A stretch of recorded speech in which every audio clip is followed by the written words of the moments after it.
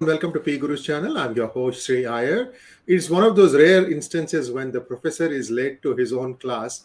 The guilt is mine. I apologize for the slight delay in starting today's program, but let's not waste any more time. Let's invite our guest of the evening, Professor R. Vaidyanathan. Professor R.V., namaskaram and welcome to PGurus channel, sir. Namaskaram. It's always a great pleasure to be part of the PGurus channel.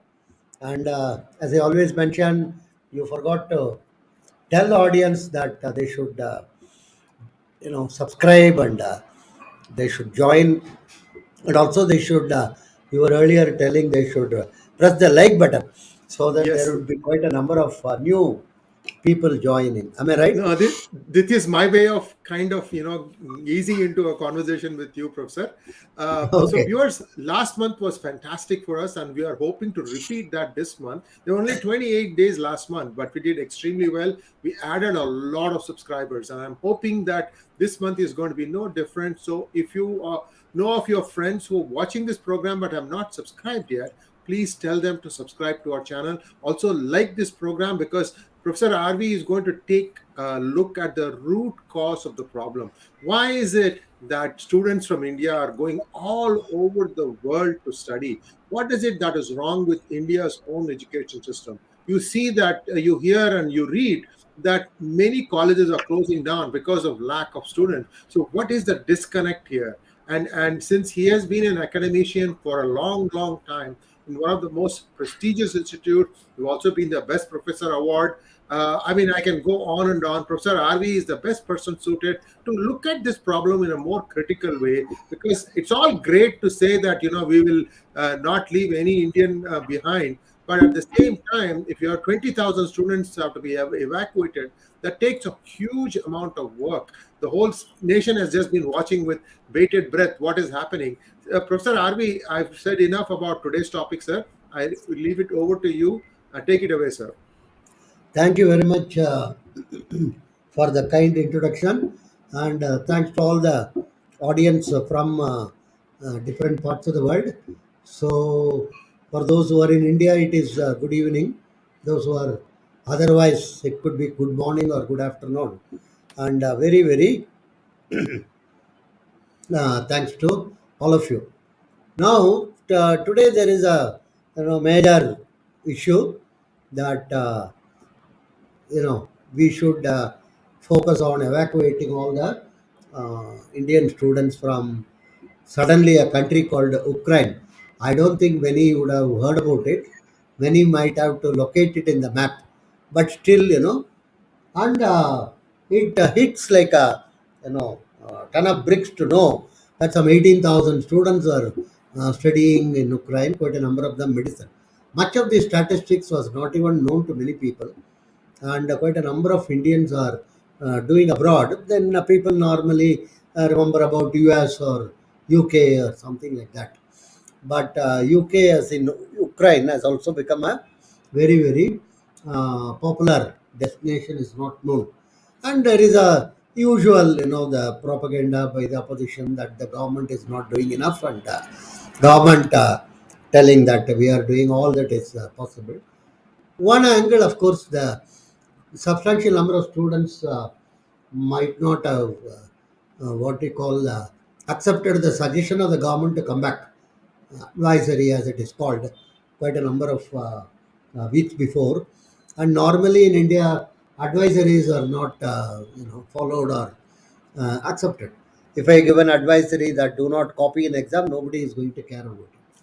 And so that is a type of thing. Anyhow, and now, as usual, opposition and the great opposition in Tamil Nadu, they want to send a group of people to rescue all these students from Ukraine. I do not know how they are planning to do. Anyhow, one party is going. I have heard about earlier, animal tourism and ecotourism and ocean tourism and island tourism, and actually there was one on terror tourism also. And there was a war in Iraq. Some people were enthusiastic in going, seeing what is happening. And one trainload of people were taken from UP, Bihar, and to Jammu and Kashmir. Not fully trained, but most 90% train and then by bus to see the so-called and now it is war tourism. Unbelievable. Anyhow, that is how we function. There is a everybody want to score some points, and some students are interviewed, and some sob stories are also coming out. One girl told that she did not have any facility after reaching Delhi to go to her home or something like that. All these things are going on, and it's a very interesting type of a situation that a large number of students are. As far as our education is concerned, why should so many go abroad is a fundamental question nobody is asking, and nobody want to ask also. And it is felt as if it's a very natural thing or a common thing or something like that. And like something like our Boris Johnson is every day jumping, telling and threatening Russia and other. He has got his own local political complication problem. He might there are moves to remove him from prime ministership. When you have a domestic problem, you tend to focus on global issue, what one can loosely call in American jargon. He is trying to uh, press himself much higher than his great pay. Anyhow, every day he is telling we will do this, we will do that. England, of all the countries, UK is a country. I got a Twitter thing. UK is condemning somebody trying to be a colonialist. Anyhow, within India, there is a significant amount of rubbish is going on in the name of higher education. Let's be very, normally people know I don't mince words and actually mince meat of words also. There is no need for it. And actually, there is a huge amount of rot which has set into our education system. And we don't seem to take it very seriously.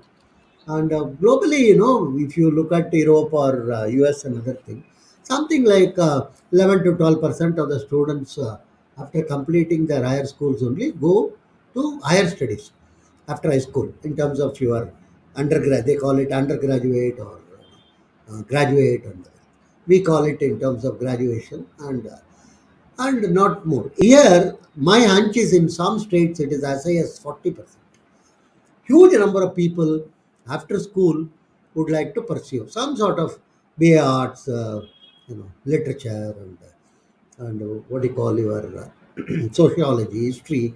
Many of these are just what you may loosely call liberal arts.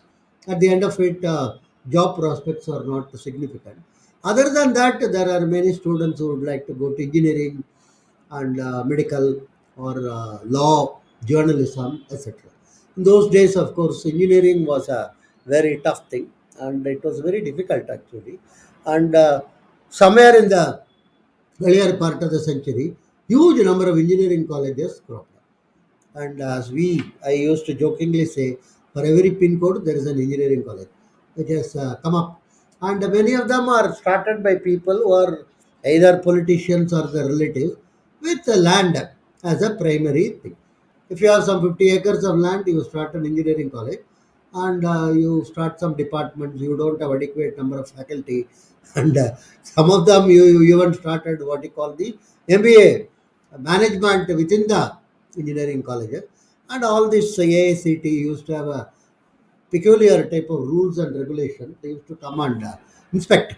And there were actually one of the engineering colleges didn't even have a proper hospital attached with that. Then they converted a local hostel into hospital with putting screen and other thing, and called some local girls and dressed them up of nurses and other thing. This actually happened.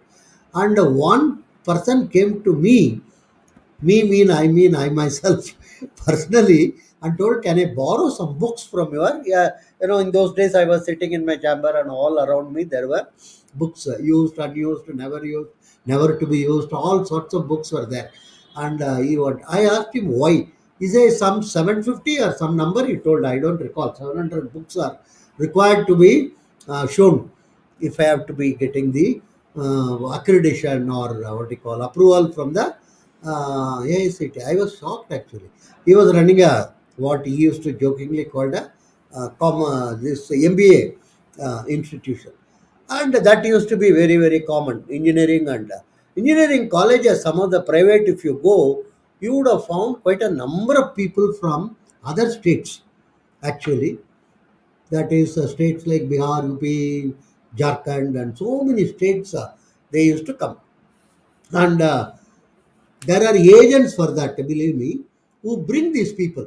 Per seat, some 20,000 rupees is provided by the college to this, and these agents collect funds from the students. A part of it is shared, and a part of it is not shared, another thing. And some institution, not all, very few, used to register, what you call, take the student, tell them you don't have to come and attend these colleges. This is not COVID time. I'm talking about pre-COVID time, and we will send you the certificate. There's a unbelievable type of things are taking place, and most of the hostels will be full of people from other, northern, western, and other. In those states, adequate number of colleges are not coming up. So this is the very, very, and what has happened over a period, huge amount of decline in quality, inadequacy of getting adequate number of faculty, and many of these engineering colleges are started in Karnataka, Tamil Nadu, and Andhra Pradesh.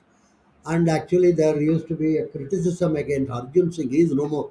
That overnight he sanctioned 108 or 110 colleges, and all the legal and other things were done in Delhi in one room over a period of 2 3 days by a couple of people, filling up all forms and everything. Anyhow, he is no more now, so no point in we're trying to criticize him or anything. But it was told that his daughter-in-law was the major beneficiary of all these activities. Anyhow, so let it be. So engineering colleges had a huge amount of issues and problems that time, and there was a surplus. Even today, there are many colleges which are getting closed down. Some departments are getting closed down, or some colleges are getting fully closed down. Inadequacy. Other than that, there is a other type of issues cropped up in medical. Let's look at it. Incidentally, we have 993 universities in our country. Not many people may even be aware of it. We are touching 1,000, and that is one of the. We like all these numbers. We are the second largest populated country in the world, first largest animal population in the world. Well, we love all these big things, numbers, and so 993, nearly 1,000 universities we are having. 388 are private, what are called private universities, and 31,390 are private university affiliated colleges. Numbers are mind-boggling actually. And there is a category called deemed university. They are 88. They are normally governed by the central regulation. These are all 21 July figures. After that, a couple of them might have opened up another. 993 universities we have got, but if there is some trouble or some agitation in JNU, for instance, and say Aligarh Muslim University or one or two other centers of quote unquote learning, it is headlines that the entire university system in India is up in arms. Entire university system in India is never up in arms. Their arms themselves are not properly functioning. So only one or two of these are what one can call noise making. They create enough noise, and they come outside and then beat the drums and other. Anyhow, remember 993. And actually, I mentioned this to one of the quote unquote educationists who was making a huge issue of how university students in India are totally against this government. And he was trying to say something like what happened in France in the 60s. I told out of 993, three universities are involved in all this problem. He didn't believe me. He told we have 900 plus universities. What do I do? He is a eminent educationist. This is the state of affairs in our country. So 388 private universities, 88 deemed. Then 500 plus government universities. This is something. And government universities, by and large, huge number is state government. 342 state government universities. And most of these universities, let me let out a secret to you, are broke. Many of these universities are broke. They don't have adequate. This substantial amount of money is spent only on salary and wages and old pensionary benefit of the uh, employees. There is not much amount available for any other development. I'll tell you a couple of universities. One university which is very well known in the south. One of the student called me to, what you call the external examiner type of, not the student, the university. And I flew to the location. Car was arranged. And later on, I came to know that this whole expenditure of my flying and the local car and the hotel stay and other thing were to be borne by the student. I was shocked actually. I told, how can it be? He has told, no, sir, university doesn't have any fund or anything.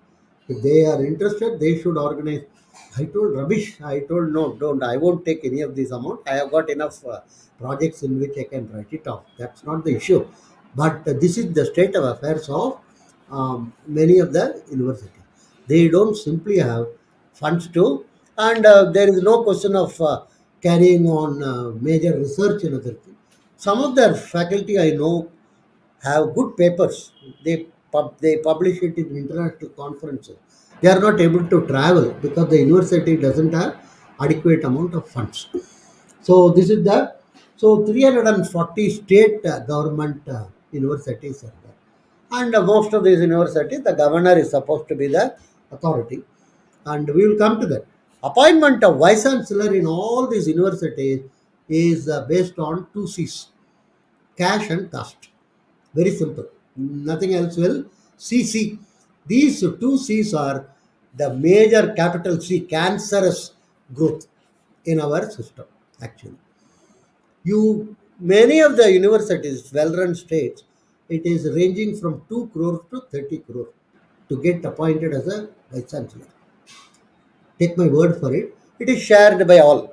I have sat in one or two committees. I used to be so, what you call dejected actually. In one place, the concerned secretary was there. Minister asked, "Is everything is arranged?" I thought they are talking about the CV of the candidate. I was closely looking at it in terms of what publication, what areas, and I wanted to ask a lot of statistically inspiring questions. Finally, I was left with perspiring only. And that lady officer, education officer told, sir, is everything is arranged. What he meant is whether the cash transaction is complete. I remember Lalu Yadav in his time for no confidence motion, what he did was, he's a very clever person, whatever said and done. He cut the rupee note into half, bundles of rupee note into half, and gave one half to the MLA. He told, after you successfully vote, I will give you the other half. You can, put a, the what one can call the cellophane tape. He had the numbered off. He has given the non-numbered off to the non-numbered off as a token of appreciation or whatever it is. So in those days, the banks were not so serious like today. Even if you have some writing on the note and other thing, bank will reject it. The cellophane tape and other thing they won't encourage. Anyhow, so like that, it was not like that. It's a, and in some universities, some of the good technical universities, for instance, in some state, it goes up to 20 crores. I was shocked actually because many are ex-professors. I asked one of them, how did you, how do you manage to get to this? The number of zeros in 20 crore, I am not very familiar. That I know only 20 and then CRO or CR. That's all. He told, no, you are professor, you are still innocent. You are not young anymore, but you are still. The way it is done is a group of major engineering colleges form a consortium, united front or whatever alliance you can call it in the modern time, and they pool the resources. If I required, if I, he didn't mean I, he meant himself, who did not also get it. That's a, if I require 20 crore, they would pull it. Each one will contribute 2 crore, 1 crore like that, and offer it. it goes to the minister, and even governor sometimes takes it actually. And sometimes very hilarious thing take place. I tell you, real life is more interesting than real life. In one of the state, if I remember, I think it was Tamil Nadu, maybe. Oh, let's say some namesake. I am keeping one name. Ramaswamy has to be appointed as the, and from whom funds have been collected. Unfortunately, the general convention is you send three names to the governor, and he picks one of them, and normally the top one, and by then the minister would have assistant would have rang up the governor. There was one A. Ramaswamy and one say K. Ramaswamy. The governor, in his enthusiasm, picked K. Ramaswamy, which is not called for, because the A. Ramaswamy is the one who has given the full amount. And but unfortunately, after picking him, he told his secretary, and it has been announced in the to the press. And that fellow was, usually congratulated, garlanded, and another thing. He in his hometown, he was even taken in for a chota procession and another thing for becoming VC. And this became a very big complication now, because the amount is not very small. And finally it appears, I was told, A and K met, and A who got selected, he told, anyhow I got selected, he told K, I will arrange to give you the amount, so that there is not much of a complications, another thing. So this is how they try to sort it out. There used to be allegations against from Barnala, who was in the governor of Tamil Nadu, that he was very much involved in many of these activities. And these are allegations only. There is nothing called concrete proof or anything. But one thing was sure, Karunanidhi was very fond of Barnala. He called him again. He became governor once more in order to, and that is something. Of course, that used to be told that Punjab and Tamil Nadu has got genetic relationship and other thing. So anyhow, so this is the case of the state of the many of the universities, and a large portion of the education budget is spent purely on salary, wages, and somewhere in recently Tamil Nadu education minister told 33,000 crore is our budget, 30,000 crore is spent only on salary, wages, and pension for earlier. What has happened is after 2004, many of you may be aware, the pensions became from defined benefit to defined contribution.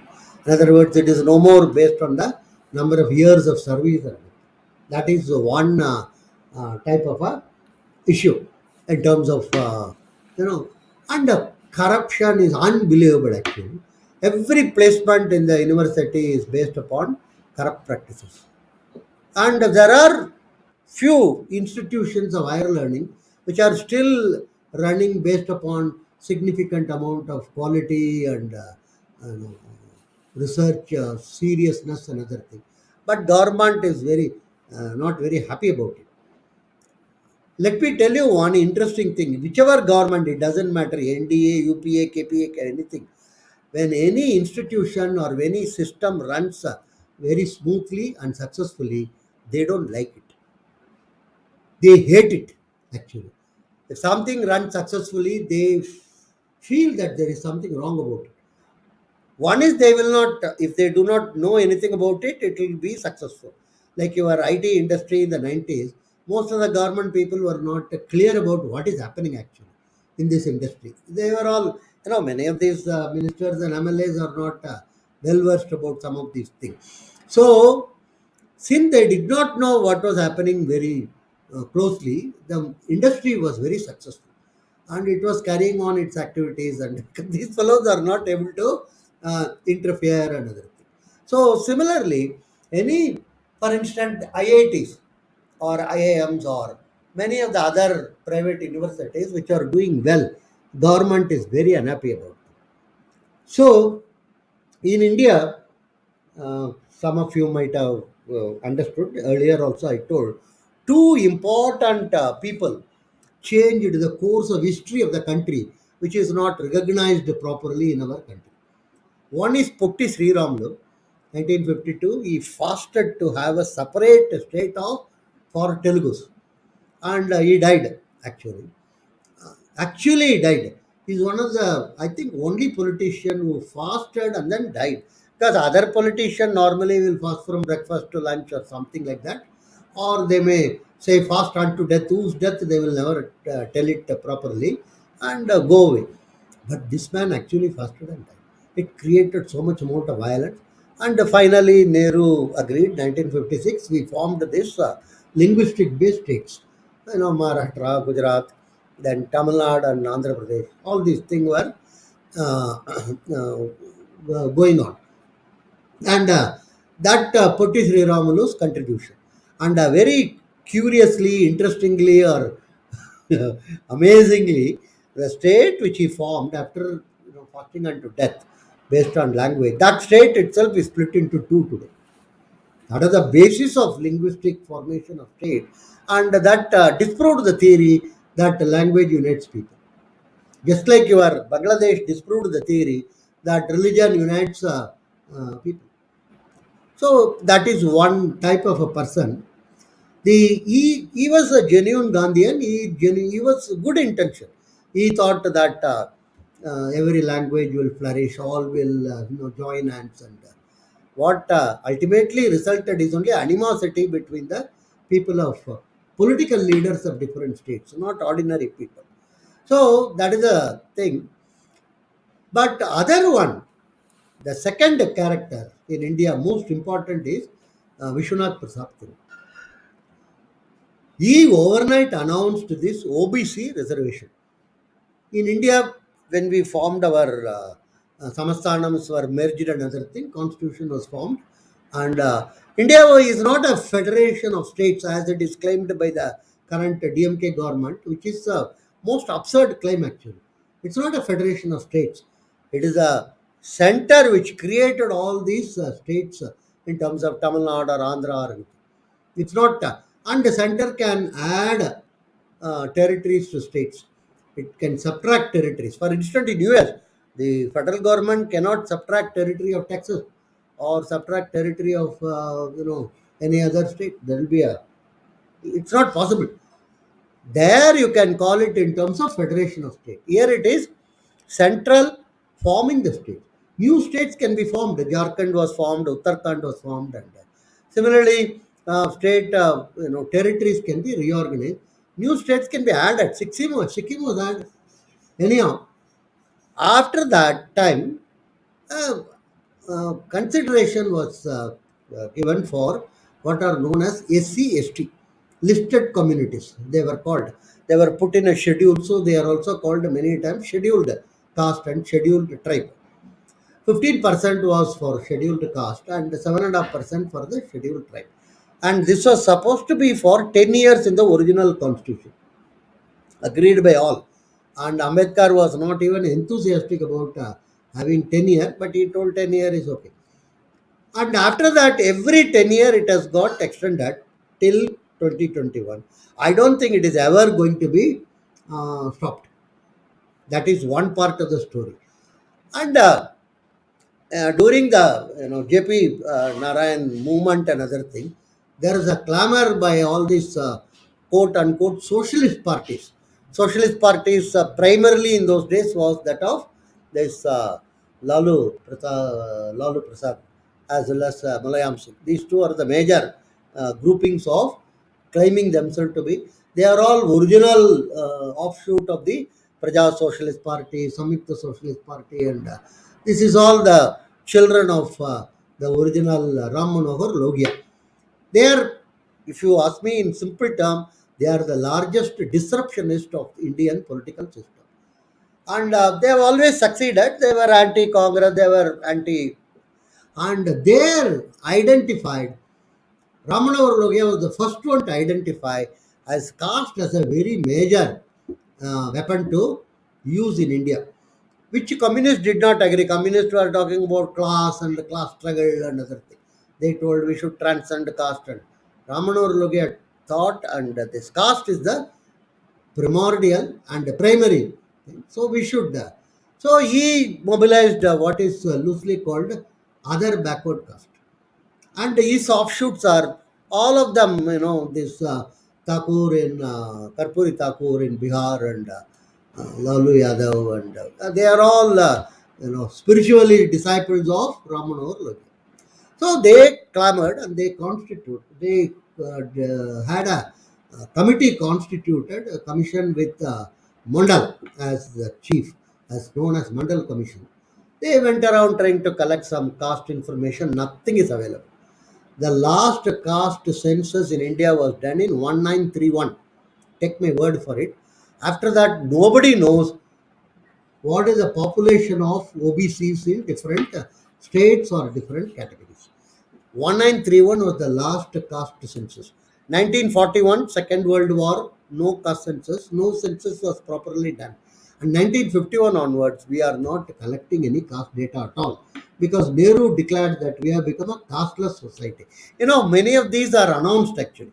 We have become a casteless society, dowry is abolished, violence against each group is abolished. All that, we are more what you call government by assertion, not a government by assertion, and a part of the government by desertion. Some people will be dissidents and come out and this is what will be is taking place. So that 1931 data that Mandal Commission used, can you believe it? How did they use it? Very simple. In 1931, if say 15% was a particular community out of total population, the same thing was projected for 1980. The same 15%. Most upset because so many demographic changes have taken place, particularly among the better off sections of the society. The reproductive rate has come down significantly. For instance, many of the southern states it's around 1.4, 1.3. Even in 2021, 22 we are in, the same 1931 data is used to measure the population of different castes except SC/ST, which is done in every census, and not this. Anyhow, that is the Vishwanath Pratap thing. That time, 80s, Indira Gandhi was given this report and she told, let's not touch it. Whatever be her crime, whatever be her criticism against her, she was one of the very sensible ladies in all these type of aspects, social aspects. She told this will create unnecessary social friction. Let's keep it aside. She openly told it. It was known to many, and it was kept aside. That's all. Nobody else. Because she was a giant of a leader. Now, after her passing and after this thing, V.P.Singh was wanting to preserve his throne. And what he did, he announced overnight that this Mondal Commission report is accepted and the reservation will be for other backward caste. He was never a proponent of giving any reservation to anybody for that matter. Suddenly, overnight, he became the champion of the backward caste. Unbelievable, actually. If you ask me, I should use such a word. He is one of the worst leaders India has ever produced because he created this entire social turmoil in the country. If I want to use a stronger word, he was a criminal actually who became PM. The first one to identify he should not be relied upon is Cho Ramaswamy of Tuklak editor. He told, I did talk to him, I don't think he is an acceptable leader at all. He is a very dangerous. He told that much before he became PM. Anyhow, be that as it may. And this has become a, and then finally it was decided, adding this OBC also, 50% we will have in educational institution and government jobs. That means originally 15 for SC, 7.5 for ST, 22.5. So the remaining 27, 27 plus 22.5 will be 49.5. I am reasonably good in maths compared to some of the Bombay-based Rajya Sabha MPs. Another thing, I add properly at least if I don't do anything else, right? Sir, what is 86 plus 9? That is separate. That is that is a MLA computation in Chennai. I don't want to get into that because I might be told that I am against social justice and all that. No competition. Anyhow, so Supreme Court put a ceiling, except for Tamil Nadu. Tamil Nadu told that 69% will be our quota. Where from they got that number? They felt another 20, 19% over and above this 50% should be. And that time, this is another leader who is totally, these people just they play around. This was done by J. Jayalalitha, actually. And not only that, 69% reservation in that state for 91% of the population. 91% of the population in Tamil Nadu is backward, believe me or not. One type of backward or otherwise. That is, OBC. Then it became most MBC, SC, another. 91. How this 91% came to be known? Very recently, there was a move to give some 3% for economic and social backwardness, weak people. There was a huge opposition about it. And that time, the government secretary announced, it appears that in Tamil Nadu there are something like 9.5% who can be classified under this. So this is the type of a thing.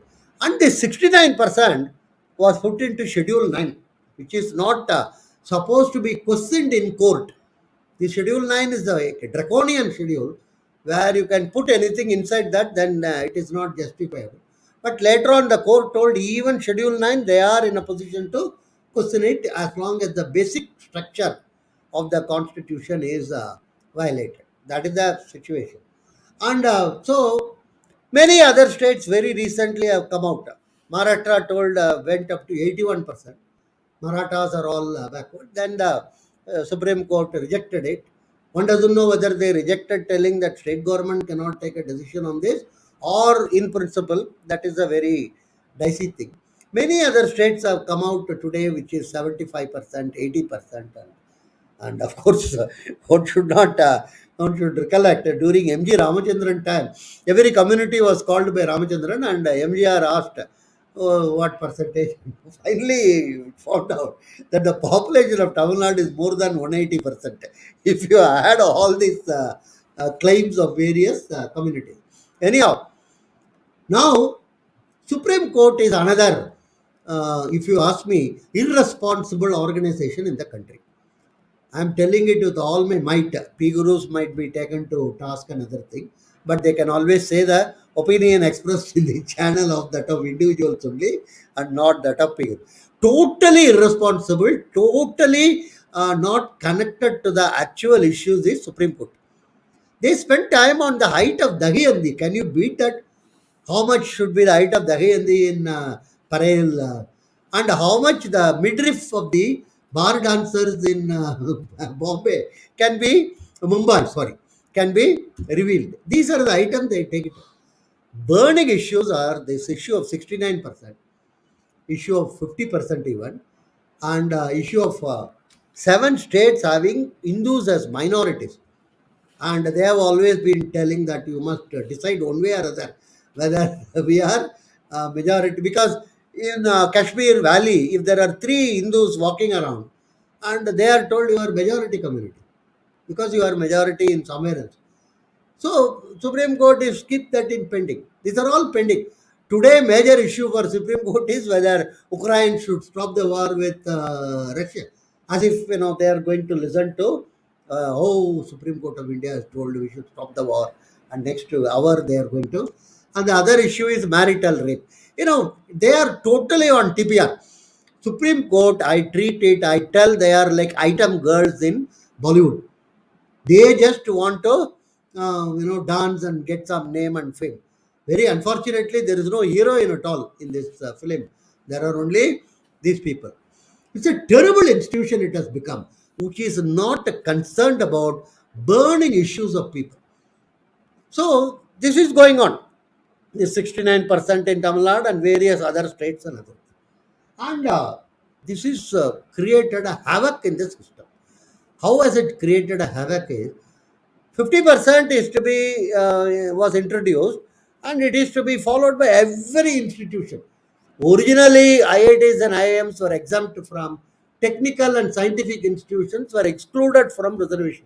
There used to be a circular on that basis, but that was amended in the later part of the 90s. had re-amended after this uh, Manmohan Singh government came into being, that all these institutions are today excluded. Institutions are very few. Atomic Energy, ISRO, and one or two other few institutions only.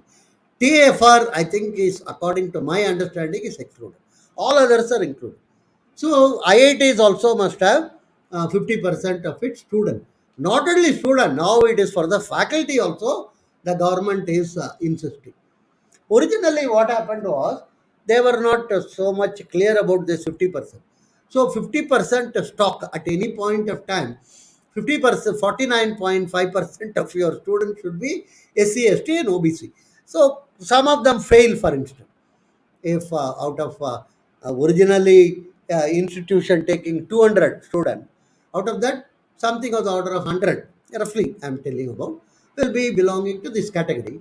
And if some of them fail, the new entry people can be lesser to that extent. If 10 of them fail, let's say, in the first year of the program, so the new entrants can be lesser to that extent. This was done by institution. Then the government came with a ton of bricks. It's not the existing. Every year you have to take 49.5%. That's one type of a very, very interesting thing. Interesting mean damaging. In the sense, if you continue to, so you can't fail student. If you fail student, if you also add every year 49.5, there will be a situation where you will only have reserved students in the institution. All these institutions are in squandering.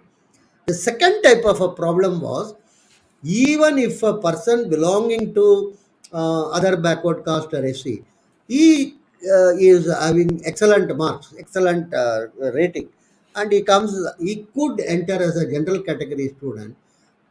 He can enter, but he cannot be set off against the other backward caste. This is something very, very important.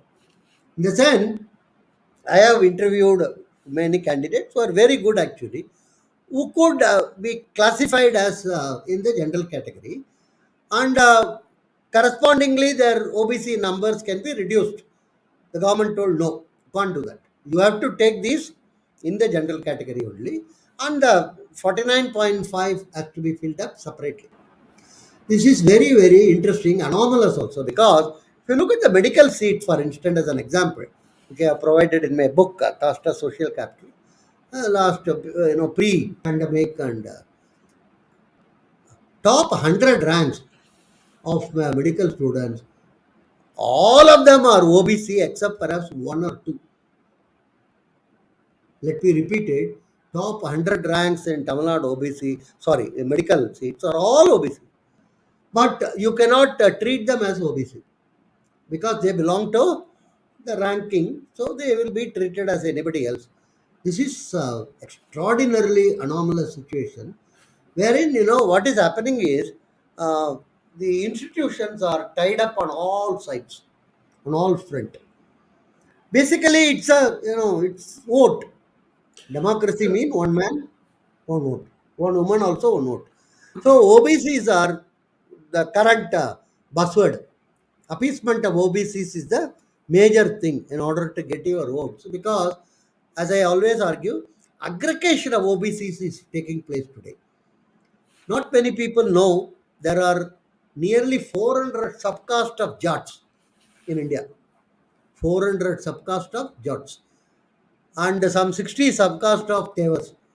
All of them are calling themselves as Jats for the simple reason you can get votes as Jats. Professor That's a, Army, yeah. Professor Army, I'm sorry, sir. I want to just bring your attention to our main topic, which was Wait, no, why no, I'm the just coming to that. Why this is happening? I'm just coming to that. 1 minute. So, this is what has happened. And so, this is purely what one can call political appeasement. This entire reservation thing. Prime Minister of the country, 2014, after getting elected, had a meeting with OBC MPs. First time in the history of India. No other Prime Minister had a meeting with exclusively with OBC MPs. So OBC is recognized as a political category and a very important category. And that is the reason why very recently also there was a circular telling all these new medical colleges and other thing admission will be based on this. So when you take off 50% of the possible seats in educational institution, and when you have huge amount of cash and donation as the primary thing in private colleges, private medical colleges go up to something like 2 crores for a 4-year course, 50 lakhs, anywhere between 30 to 50 lakh. It's not a very, and much of it has to be given in cash. And most of these private medical colleges are run or by directly by political leaders or their relatives. So what is happening today is you must have huge amount of cash or you must belonging to a particular caste or category. If neither of that is satisfied, you don't have a future within the country. Let me repeat it very clearly. So, what is the alternative? If you have to pay something like 20 to 30 lakh per annum here in India and somewhere else 10 lakh, where would you choose? Where would you go? You would go only abroad. And if you go abroad to Ukraine and study, 13,000 students are supposed to be there doing medicinal. And you are expected to write a entry in order to, when you come back to India, in order to practice here, you have to do a FMG, foreign medical graduate center. According to me, that test should be made compulsory for medical students who have completed within the country. Because I know a lot of private medical colleges are rackets where students are not taught properly or anything based upon monetary consideration. And the medical council must publish how many of these people who have joined the medical profession, who have completed, are not either practicing in hospital or running a clinic. Many of them are political fellows. They cannot, let me be very blunt. They may not know which side of the body heart is there, left or right. They all have got one certificate. That's all.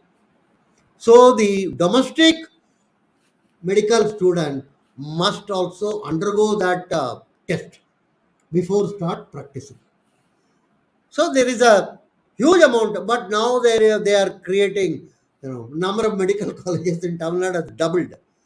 I'm telling you, within 10 years, I'm very worried. Exactly like engineering, we will get up into doctors.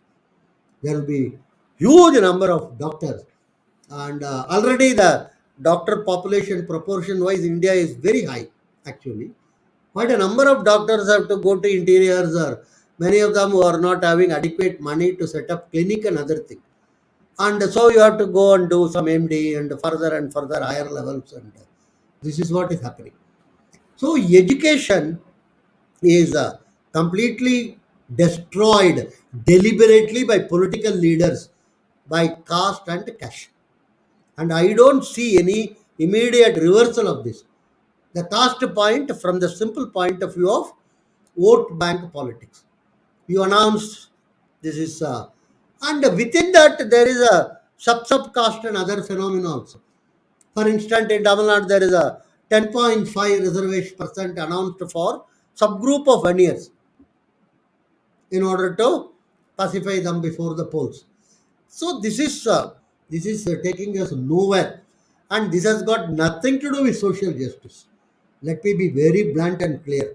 For instance, the earlier Chief Minister of Tamil Nadu, his community, EPS, as well as the current BJP leaders, they are all not required to be under any reservation at all. They are extraordinarily capable people and also very wealthy. According to me, I may be treated as an outlier. I may be told you are a senile fellow. No reservation should be there. If somebody is economically weak, providing him loan, zero interest loan. You repay after completing your study if you are genuinely economically requiring, or after you get your job. So this exodus will continue. Today it is told 32,000 people are abroad. That is the statistics given. But according to me, it would be much, much more than the number given, because not all these numbers are fully captured. Professor Arvi, we have put up the number of medical students across various This is countries. only medical. I Only am medical. talking external affairs minister says in his what one can call students abroad is 11 lakh 33,000. Oh my This is goodness. only medical. So you are showing 2380. The medical student abroad is very well known actually. I told you, because of the donation mafia by the medical college, and the medical education as well as other is in a mess. We don't recognize it. You know one thing, if you have got two Telugu fellows in your trust, you are a minority institution in Tamil Nadu. If you have got three Tulu fellows in Bangalore, you are a minority institution. If you have three Jains in a thing, you are a minor. The whole thing is linguistic minority, regional. So what is happening? Ramakrishna Mission is claiming, or rather claimed, which failed, fortunately, in Supreme Court, that they are not Hindus. They follow Ramakrishnaism. Why? Because the harassment by the Jyoti Babu government was so much, they would rather be a minority institution, not under the government control. The Linkayat in Karnataka are arguing they are not Hindus, because large number of institutions run by them will be coming out of this, because they are only under RT. Incidentally, the right to education is only for Hindus, not for other institutions. So this is one dimension of the crisis. Other dimension of the crisis is, as I told you, not running the institution, but entry to the institution. The Christian institution are argued, and then finally CMC and other thing, Christian Medical College, even your so-called St. Stephens, all of them are minority institutions. But the court told, so you have 50% of people in from that community only. If you are arguing you are minority institution, many of them don't fulfill. Many of the Hindus convert themselves in order to get into this institution and reconvert after coming back, coming out of the institution. Well, I tell you, the rottenest system in the world in education is in India. If you are a capable fellow, if you are a knowledgeable fellow, if you are in a position to understand your subject, the government, the leaders, and the education system tells you go out. Simply it tells you go out. And when you go out, what is the incentive for you to come back? These 11 lakh students, do you think many of them will come back? Unless there is a war like in Ukraine or some such. A place like Ukraine, nobody would have thought 13,000 people will be doing medicine. And the pass percentage when they come back in that so-called entrance exam to practice in India is not more than 10 to 12%. Let the medical council publish how many are graduated from India but not having anything to do with medicine. There are many corporate counselors and MLAs are medical doctors. Why I am particular is, unlike you do say something like engineering, or those are, you may not practice, you may not do, that's okay. But medical is because you have snatched a good seat from somebody else, and it is supposed to offer not just curing, healing also for people. So you develop a rottenest system, and then you go on telling, oh, people have gone abroad and people have. Why wouldn't people go abroad? If you are not rich, if you are not a part of the OBC or SC/ST, you are a curse on this country. Let me tell you honestly. In the 70s, when I was offered attractive positions and other thing, I decided to be part and parcel of, we have to build a nation and all those dreamy-eyed things. Today, when youngsters ask me, Professor, what do? We go or we stay? I'm not very sure what answer to give, whether to stay or whether to go. And Not only that, this disease they are trying to spread in other parts. In California, there is some small group of caste justice or whatever that I think Iyer will know it much better. The correct name of the group. They are telling, and so the caste is becoming a very big issue in a place like California, and they want to keep a caste, differences as one of the sort of a like racial differences. H1, be visa. So they will say first you give it to SC, then to ST, then to OBC, then finally only. I do not know how they are going to find caste because it's extremely difficult for third and fourth generation even to remember what caste originally they belonged, and even if they say some other caste, how are they going to verify? But Professor if some Arvi, Professor Arvi, sir, suddenly your sound is, your voice is popping, pop, pop, pop, pop. Do you mind logging out and logging back in, sir? logging out and Just, logging back, yeah, okay, thank you. why it is like that? Yeah, suddenly it is pop, pop, pop, pop, pop. Every word you say, there is a pop, pop, pop, pop sound, sir. I don't know why. This is just started about 2 minutes ago.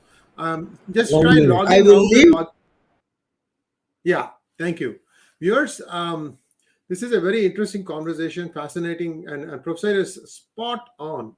And I just put up one comment by somebody called Abhishek about Brahmins. You know, I will have a separate session on this because you have to also look at it from the other side to understand what the problem is, not just what you've been taught in school. This is a big problem in some states in India, and I believe this is not right. It's Brahmins are fast becoming the Jews of 21st century. I want to have a separate, more informed discussion on this. That's why I put it up there. Um, and many of you have actually, replied back. Whatever it is, I think what you are being taught and what the reality is are two different things, and that's what you need to understand. You're back. Yes, sir.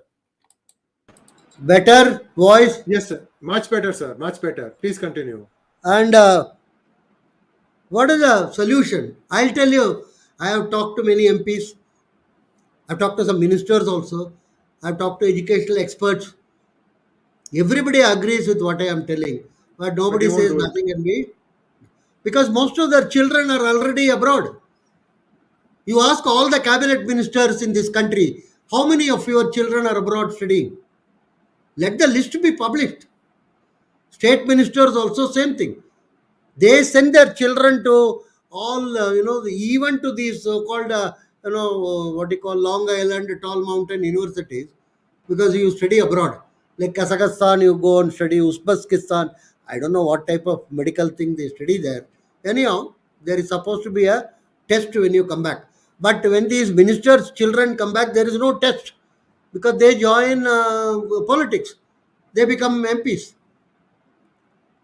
To become MP, you have to be criminal, of course. First, that is a very important thing, and that is not very difficult in India. To be a criminal, it's a very standard operating procedure. You do whatever your father did, then you are, then you go to court, and people raise their hand also, and this fist up. That is a proud moment when ED is arresting you, or so that's not a very difficult thing. So this is a extraordinarily rotten situation we have got ourselves in. Let me be very blunt and clear. Some institutions, in spite of all these, are trying or thriving to become with the quality and with a sense of purpose. And government is very unhappy about it. Anybody, as I told you, any institution or any system functioning well is not appreciated by the government. It want to go there and touch. This is what they would do. They will mess it up, and until and unless the Supreme Court takes up the issue of Schedule 9, whether a particular type of a reservation system can be pushed under that, and also take up the issue of 50%, is it acceptable in terms of reservation? It's not positive discrimination. It is actually a negative discrimination against a small group of people. Let's be very clear. OCs are not wanted in this country. I'm telling it with all my knowledge and authority. You are not wanted. Why are you? My only greatest pity and sympathy is the OCs in states like Bihar, UP, and others. Many of them are very poor. Some are rickshaw running fellows. The only crime they have committed is to be born as a OC. Nothing else. Some of them are, looking after temples. Some of them are having small shops and others. Enormously, poor and tragic actually. And many of them are clinging to their beliefs. This is something very, very interesting. One of the important thing is they are rooted to the soil and clinging to the belief, even today. But you are not wanted. Why are you? What's your role? What's your, you can you give us votes? It's a complete vote bank politics. When education is taken over by vote bank, you cannot do much about it, sir. You have to only sit and weep for your motherland. Nothing more or nothing less. Supreme Court must take up this issue of Schedule 9. Can you push these items? One. Second, there should be some well-meaning people who should tell very clearly at all levels of education system, including this education minister. This is another thing. In this cabinet, very interesting. Have you ever noticed? To become a home minister is very important. Become finance minister is very important. Become, but if you want to become a ministry of program implementation, it is a very important ministry, statistical ministry, and that is offered to some namke vaste. You take it. It's all right. You do same thing at the state level. Education, okay. One education minister. It is not even called education minister these days. It is called HRD. Human resources they are developing. Very, very hard.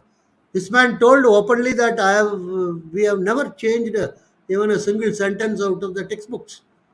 That is the type of a criteria we are adopting. First and foremost is we should recognize we are in a mess. Are we capable of recognizing it at the top level? According to me, no, because many of these elites, their children go abroad and study. So they think there is no problem. Publish a paper, Excel sheet, cabinet minister name, state minister's name, their children, boy and girl. Where are they studying?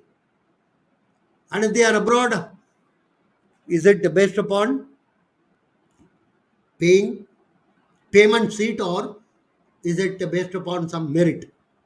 I am telling you, most of it will be payment seat, and they will not be paying. Many of them are so corrupt. Many of their, the agents abroad will be paying for them. I'm telling you. Many bureaucrats have told me their children education is taken care by the importing agency or exporting agency abroad and all. There, some foundation is created here and there, and that is supposed to be facilitating education. So the exodus, according to me, is not going to be reduced. One, and at a very, very nominal cost of this, numbers. Even if I take, it's a question of what I did some computation. 11 lakh crore, even at 20 crores, 20 lakh per annum, including of all, I mean food cost and local travel and local, right? That's not going to be excessive estimation. If you take 10 lakh of this 11 lakh, something of the order of, you know, 20 lakh mean 22 to 20 billion is going to be spent. And there are estimates, other estimates which suggest up to 80 billion US dollar we are spending annually in order to educate these children abroad. In the sense they spend, we spend mean it's not the government it spend, they spend from their pocket. not a small sum. The remittances from abroad is of the order of 80 billion. More or less, they matches. And the best and brightest to go away. And most of them do not come back, let me tell you. And the tendency now is coming down. During my time, post graduation, people, after graduation, people used to go do BE and other thing. I'm sure Sri Iyer might have gone there after his engineering graduation. Today, believe me, after school, people want to go. Many of the students are opting for baccalaureate. Some of you might not have even heard about this actually.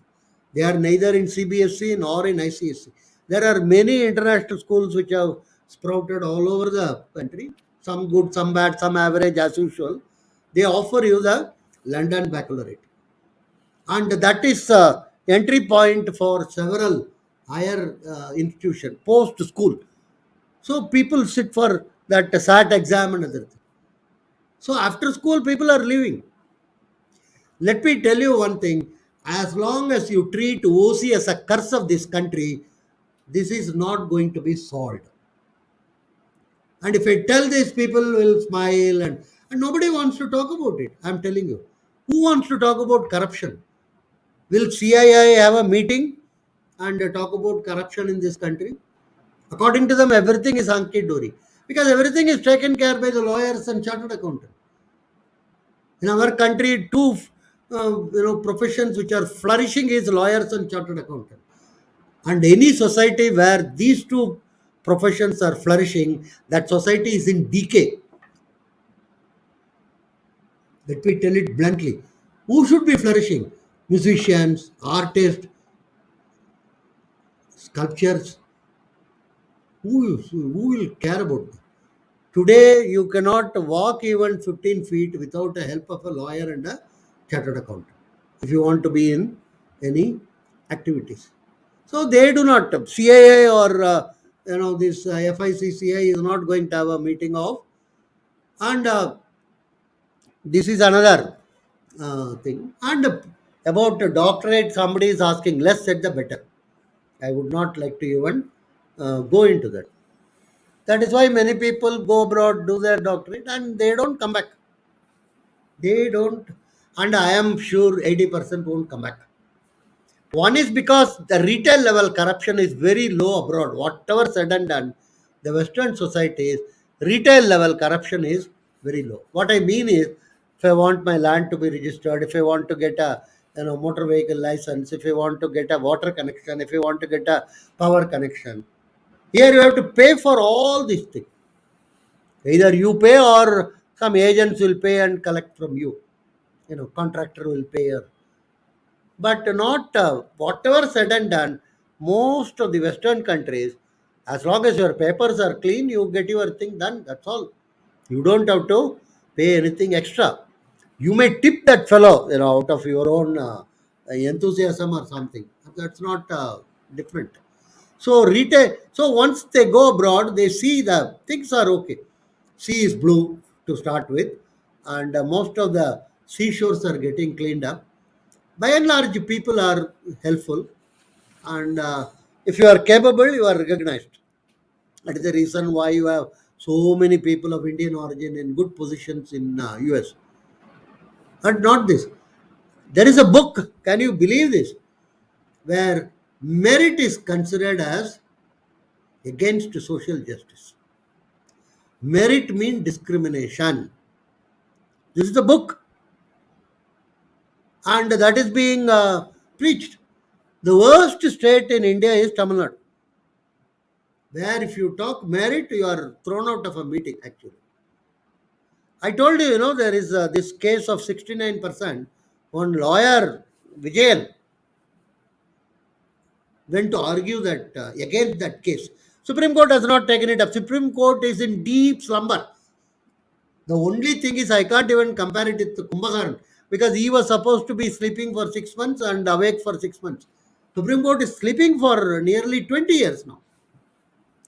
This lawyer who went to argue the case, when he came to Madras city, in those days, Minambakam Airport, he was beaten up by the ADMK workers. He was physically assaulted. I'm telling you, if you talk merit in public in Tamil Nadu, you could be beaten up. Be careful. Or the state government may arrest you under the Gundas Act. It has become an abusive word, merit. Don't even talk about it. Right. There is a book called Merit is Discrimination. This is what is being propagated. The lowest common denominators have taken over this country, sir. Don't worry about UPA, NDA, and in the midst of this, some people always say Hindu unity. Where will it come? You have OBCs, you have SCs, and within OBCs, hundreds of categories, and suddenly somebody is shouting about Hindu unity. I do not know where from you are getting these fancy ideas. There is no, and this fault line will destroy us. Take my word, in 10 years, I may not be around for a long period of time. Of course, IR will immediately say, no, sir, you will be you will be around for longest period to see much more problems and suffering. Anyhow, I'm telling you, this will destroy our society. This because the internal reservation is now coming up on a big scale, and between OBC and SC, issues will crop up. The demographic changes have phenomenally taken place. Large number of places OBC population has come down significantly, which cannot be openly recognized. And so this is going to be we are sitting on a time bomb. You think anyone cares as long as you get your votes? That is the most critical thing. I have seen some of the very, useless fellows, councillors in my state, who whose children are studying abroad. That university, this university, another thing. He is paying, or I don't know, some well-wisher of him may be paying abroad. God knows. So, and do not go by the catchy slogan that we are here to serve people and other thing. No politician is in power to serve people. He is to make money. And as usual, I should end up my talk telling this F20, that 20 families which are controlling this country, they are they are unlisted private criminal enterprises. Unlisted private criminal enterprises. And they are the one who will cling to this caste reservation under any circumstance. Because they all are casteist parties and making money. And that is why they are dynastic. See, if I make some 600 crore in my lifetime, whom I would give the key next? To some outside fellow or what? It will be to my son only. And as in the case of these most parties, it is the second son. I do not know why it is so. But the first son is not given the key to the Gajana. So corruptest fellows with the sense of entitlement, and obviously they have to get votes. How do they get votes? They can get votes if you say that you are Kapus, you are Kamas, you are Naidus, you are Reddys, you are, and some of them are open. Apna Dal, everybody knows is a Kurmi party. PMK, everybody knows is a 1 year party. There is a whole thing is chaotic. Almost all political parties are sustained by the caste, and OBC is now the rising, or more or less they have captured almost all the state organs.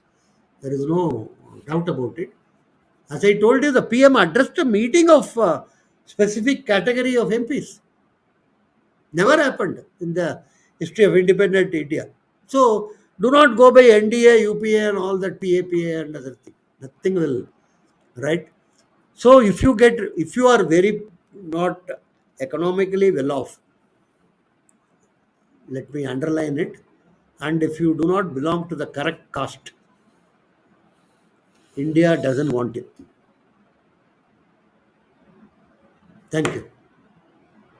Thank you very much, Professor RV. And I think there should be a debate nationwide whether Professor RV's theory that the second son reaps the benefits is true or not. Because according to me, M.K. Stalin may not be the second son of Mr. M.K. Karnanidhi. It depends upon how you are looking, sir. He had many wives. and you have to see who was born first, who was born second. So if you say, then you have to qualify saying that of this particular wife, second son. So it gets into a little interesting story, but we have a lot of time in our MSM. One of them might even try and do this thing, whether this is true or not. But this is all jest. But the more important thing is he is spot on in what he is saying. In fact, we've had hangouts from Professor R.V. where he has talked about creating an island of excellence, because that is what this is leading to. That's exactly what it is leading to. Believe me when I say this thing. I have spoken to many friends of mine who are based here. 500,000 Kashmiri Hindus have been driven out. The rest were just sucking their thumbs in India. Not one person stood up for them anywhere. And many of them are in the US. They thought that this 370 will make lives better, that they can get back some of the land and property that they used to own. Nothing has happened so far. And then the latest Secretary of State, Assistant Secretary of State for US for South Asia and Central Asia, in his observation says, we are concerned that the Indian government hasn't held elections to the newly created Jammu and Kashmir. My foot. How many problems US has? Why does this fellow have to go and think about that? So anyway, Sir, what I'm trying... Sir, my original solution still stands. Some of the richest, obscenely richest Hindus all over the world should join together, acquire 2-3 islands, put up a flag there as a separate country. You call it any name, Sanatana country or a country of Shiv or country of Narayan, or doesn't matter. That is the, and don't joke that is it something like Nityananda. I'm not talking about that. Create secular I mean universities of global standing, like your MITs and Harvard, and that's what I mean. I don't mean Hindu university or anything, but run by Hindus. One, create a media which is of global standing, beating your CNN and your BBC and other, and the social media.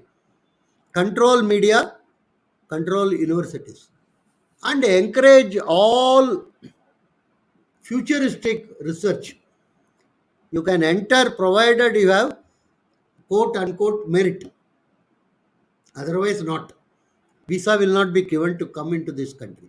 And you have huge number of people all over the world of Indian origin. Very many, it's a question of paying the adequate amount, will be interested. And also so many people will pay and come in order to study there. So create separate island of excellence, and that is the future for OC in this world. There is no other future. I am telling you frankly. Go on shouting. This is in Goa they are doing like this, in Orissa they are. Nobody cares. Within India, it's purely vote bank. 100 different type of splices and cuts you can do. Talk about religion, talk about caste within religion, subcaste within caste, and all that thing. And ultimately, as I told you, if you are middle class, not very well off, if you don't belong to the community which the India currently wants, then you are in Govt. And if some people want to create the island, that would be the ideal thing, actually. Absolutely, Professor RV. And viewers, stay tuned. We are going to bring in some more new subject matter experts who are going to specifically address this problem. I'm completely seized with Professor RV. By the way, many of you in comments say that I'm an American stooge, I'm this, I'm that. If anybody is supporting PGurus, it is you, the viewer, nobody else. Because we are doing this because we feel that we owe this to this great land. We are not expecting anything else. A kind word here and there helps. Don't criticize without having substance. Please. You are doing yourself a big disfavor, because the truth is something else. Yes, there are 1.4 billion people in India. There is always a mouth that needs to be fed. Everybody understands that. But please try to make your comments more purposeful. Thank you very much, Professor RV. We don't have time for questions today, sir. Yeah. We are coming up against the next program. I apologize for that. But really, this is No, something but that if there are one or two, you can allow it. After that, close it. Okay, just 2 questions, please. Just 2 Symbolic. questions. Yeah. Optics. Mr. Lee wants to know, Ukraine has How a can they have population of 40. 2,000 only for Indian? Even Germany with 82 only admits. Yeah. This question is very interesting. He says Ukraine has got 4 crore population. How can they have 20? They are not 20,000, 13,000 MBBS seats only for Indian. Germany has got. See, this is different, cohorts. It's not that all the 13,000 is in a particular year or something. Different years, and also it is not all of them are not regular MBBS. Some of them are in pharmacy, some of them are nursing, and so many what you call health care facility type of studies are also they are involved. That is the only thing. And Germany with 82 million, and Germany doesn't want to encourage significant number of outside. For Ukraine, it's one of the major sources of income. Let's be very clear about it. Okay. Mangesh Puranik, last question, sir. Will any government do Considering. anything to change reservation-based education system, considering it's a No, huge? well, as of today, I don't visualize. As long as this, vote-based, it's an appeasement policy. Let's be very clear about it. It has got nothing to do with education. NEET should be abolished. There is agitation, and you think some millions of people are going to be benefited? No, it's optics. Some 100 or something may be benefited, and also they may not be benefited. Actually, be abolishing it, but it's a optics. Okay.